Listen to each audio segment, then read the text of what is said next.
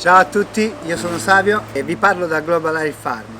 Oggi sono qui per raccontarvi la mia storia, perché ho fatto il trapianto di capelli e ho avuto, come si suol dire, un pacco da una clinica pubblicizzata bene, che sembra che siano dei veri professionisti, ma vi posso garantire che dovete stare attenti, perché spesso dietro queste grandi pubblicità ci sono dei piccoli medici.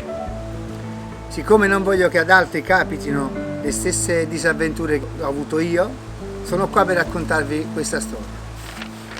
Questo sono io prima del trapianto. Come vedete, in queste aree c'è da riempire. Adesso ve la metto a tutto schermo così la guardate meglio.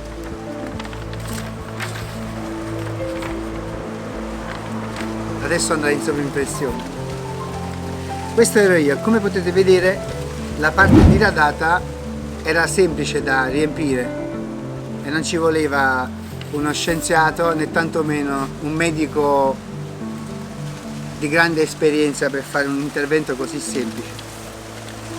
Per togliermi tutti i dubbi, prima di andare a Istanbul ho anche rasato i capelli affinché i medici professionisti avrebbero avuto la possibilità di capire bene dove riempire e quanto riempire, ok? Questo sono sempre io, ho rasato i capelli e potete vedere bene che sono diradato ma non calvo, quindi questo rende ancora più semplice l'intervento. Bene, ve la metto in sovrimpressione così potete vedere bene. Sono andato in questa clinica, che non faccio il nome perché non mi piace creare ulteriori problemi alla mia persona, perché fortunatamente grazie a Global Hair Farm posso riavere i miei capelli di un tempo e soprattutto ripristinare quello che è stato un disastro totale del mio primo intervento, che in parte è anche colpa mia perché non ho visto bene, però ovviamente col tempo, dopo l'esperienza, mi sono informato meglio e oggi sono qua per voi a darvi informazioni utili per scegliere bene chi e come fare l'intervento e soprattutto aprire gli occhi, sia per i prezzi e sia per chi vi dice che sono il migliore, perché scegli me. A me non interessa stare qui a polemicare perché oramai è fatta, ma l'importante è che con Global Hair Farm io posso risolvere il mio problema. Questo invece sono sempre io dopo l'estrazione dei bulbi. E non vi nego che ho messo una persona che mi ha fatto la cortesia a contare uno per uno i bulbi estrapolati. La metto qui così la potete vedere. Questi bulbi che vedete nella fotografia in basso più o meno saranno un 2,5 estratti, forse qualcosa anche di più perché mancano i due lati, perché sono stati estratti da dietro la nuca e tutti i laterali, quindi potrebbero essere anche 3.500-4.000 bulbi, e fin qua va bene, perché per il mio caso, quello che vedete che ero diradato, con 3.000-4.000 bulbi avrei riempito la testa, ad oggi dovrei essere Bob Marley, ma non è così e vi spiego il perché. Questo invece sono io dopo l'impianto dei bulbi. Come potete vedere, mi sono sincerato con più cliniche affinché mi potessero dare dei feedback e dei dati reali. La metto qua così sapete di cosa sto parlando. A me hanno detto che mi hanno impiantato 4.500 bulbi, ma invece sulla testa impiantati non ci sono più di 1.800-2.000 bulbi su 3.000-4.000 ipotetici che mi hanno estratto. Vi starete chiedendo perché sto facendo questo video, perché adesso vi spiego tecnicamente cosa avviene a Istanbul quando seguite solo le pubblicità e il marketing online e non vedete a fondo realmente quello che è la clinica e il dottore che vi fa il trapianto. Motivo numero 1 per cui vi fate fare un trapianto fatto male. Il primo è: i bulbi che vengono estratti con la tecnica FUE vengono messi su una garza, inumidita chiaramente, e messa in una vaschetta refrigerata a 4 gradi. E fin qua va tutto bene. Il problema però è che nelle 6-8 ore di trapianto avviene che la vaschetta non è ulteriormente refrigerata e questo determina la morte dei bulbi. Secondo motivo, l'anestesia dolorosa. Noi usiamo un'anestesia indolore e potete vedere sui nostri video di cosa sto parlando. E già questo mette una situazione di ansia all'utente perché sente dolore, non va bene. In più c'è il terzo motivo, l'apertura dei canali per mettere il bulbo dentro.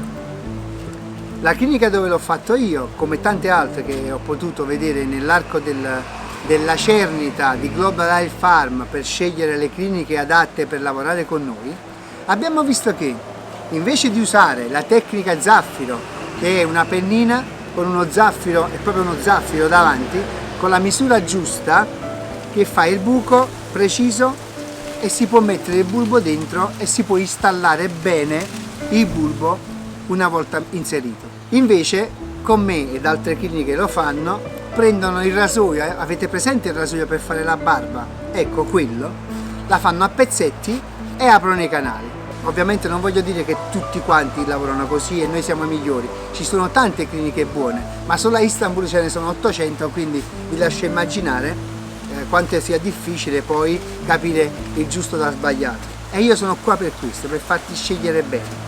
Cosa avviene poi? Dopo le 6-8 ore di trapianto e l'operatore è stanco e si è accorto che i bulbi che sono rimasti sono anche morti, li butta.